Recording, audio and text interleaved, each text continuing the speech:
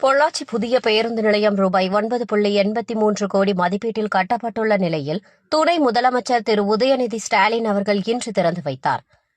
பொள்ளாச்சி நகராட்சி சார்பில் சிடிசி மேடு பகுதியில் அமைந்துள்ள புதிய பேருந்து நிலையம் 2022 மற்றும் 23ஆம் ஆண்டிற்கான ஒரு பக்க அறிக்கை வெளியிடப்பட்டுள்ளது.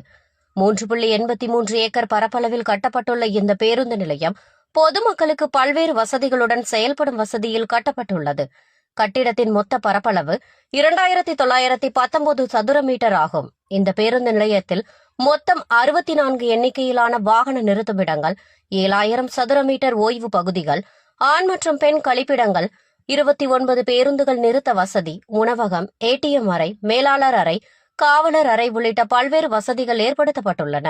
மேலும் தாய்மார் பாலூட்டும் அறை, மாற்றுத்திறனாளிகள் பயன்பாட்டிற்கான சீரமைப்புகள், பயணிகள் காத்திருப்பு அறைகள், குடிநீர் வசதி போன்ற அடிப்படை அம்சங்களும் அமைக்கப்பட்டுள்ளன. பொள்ளாச்சி மற்றும் சுற்றுவட்டார பகுதிகளுக்கான போக்குவரத்து வசதியை மேம்படுத்தும் வகையில் அமைக்கப்பட்டுள்ளது.